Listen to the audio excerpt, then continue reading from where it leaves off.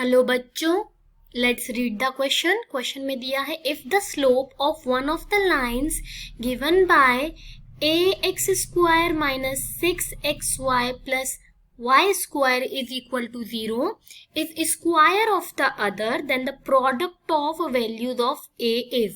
मतलब एक हमें पेयर ऑफ स्ट्रेट लाइंस की इक्वेशन दी है और बोला है कि ये जो दो स्ट्रेट लाइंस है इनमें से एक स्ट्रेट लाइन का जो स्लोप है वो दूसरे के स्क्वायर के बराबर है और हमसे पूछा गया है जो ए कांस्टेंट है इसकी वैल्यूज जो है उसका प्रोडक्ट क्या है, मल्टीप्लिकेशन करने पे क्या आंसर आता है। तो चलिए शुरू करते हैं। सबसे पहले देखते हैं की कॉन्सेप्ट क्या है इस क्वेश्चन में। की कॉन्सेप्ट, तो अगर कोई लाइन हमको दिख रहा है ये पेयर ऑफ स्ट्रेट लाइन है जिसमें कोई भी कांस्टेंट टर्म नहीं है अलग से, इसका मतलब क्या है कि ये दोनों पेयर ऑफ स्ट्रेट लाइंस कहाँ से पास हो रही है, ओरिजिन से पास हो रही है। ओके, तो when straight lines have no constant terms it means that they are passing through origin। और हमें पता है कि किसी भी लाइन जो कि ओरिजिन से पास हो रही है उसकी इक्वेशन क्या होती है, y इक्वल टू mx। तो लाइन पासिंग थ्रू ओरिजिन उसकी इक्वेशन होती है y equal to m x, जहां पर m उसका स्लोप होता है, m equal to slope of line. ये हमें बेसिक इंफॉर्मेशन पता होनी चाहिए।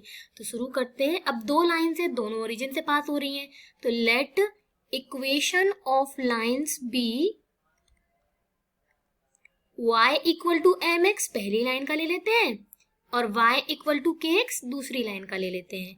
हमको एक और क्या इन्फॉर्मेशन दी है कि पहले का जो स्लोप है वो दूसरे के स्क्वायर के बराबर है, तो ये इन्फॉर्मेशन हमको गिवन है m बराबर के स्क्वायर। ओके, चलिए तो हम इस लाइन को लिख सकते हैं y minus M x equal to 0, दूसरी वाली को लिख सकते हैं y माइनस के एक्स इक्वल टू 0। अब हम इसको पेयर के फॉर्म में बनाते हैं तो दोनों का मल्टीप्लीकेशन कर देते हैं, तो it will become y minus M X into y minus के x equal to 0। Brackets open करते हैं और दूसरी वाली इक्वेशन से जो क्वेश्चन में दी है उससे कंपेयर करेंगे। ये हमारी बन चुकी है इक्वेशन नंबर सेकेंड और जो क्वेश्चन में हमको दी है वो है equation number 1। y square minus के x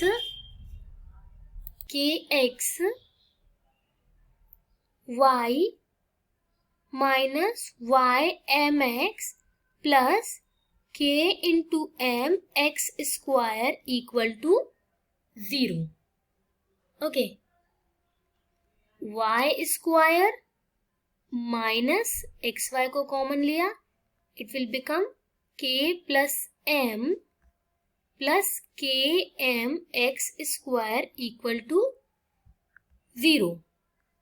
this is our second equation. Third equation, अब हम इन दोनों को कंपेयर करेंगे। कंपेयरिंग फर्स्ट एंड थर्ड, हमको दिख रहा है एक्स वाई का कोफिशिएंट वहां पर -6 है, यहाँ पर -k प्लस m है, तो k plus m equal to 6 और k into m equal to a। Fine, आगे बढ़ते हैं। अब हमारे पास इंफॉर्मेशन है k plus m equal to 6, a equal to k into m and m is equal to k square. Okay, ये value हम इसमें पुट अप कर देते हैं, m की जगह हम क्या डाल देते हैं, k square. k plus k square equal to 6, k square plus k minus 6 equal to 0। Fine, अब अगर हम इसको सॉल्व करेंगे क्वाड्रेटिक इक्वेशन को तो हम क्या बना लेंगे इससे, k स्क्वायर प्लस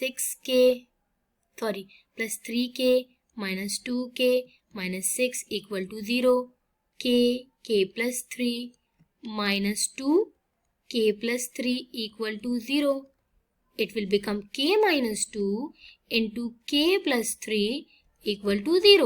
k की क्या वैल्यूज आ रही है, k इक्वल टू 2 और k इक्वल टू -3। ये दो वैल्यूज k की आ चुकी है। अब अगर k 2 होता है तो m की क्या वैल्यू होगी? m will be equal to k का स्क्वायर दैट इज 4. अगर k -3 होता है then m will be equal to -3 का स्क्वायर दैट इज 9. ओके, अब अगर k और m 2 4 है तो a क्या होगा? k into m, 2 into 4 that is 8. But if k and m are -3 and 9 then a will be -3 into 9 that is a will be -27. तो हमको एक ही 2 वैल्यूज मिल रही है, एक 8 और एक -27. और क्वेश्चन में पूछा है कि a की दोनों वैल्यूज का प्रोडक्ट क्या होगा?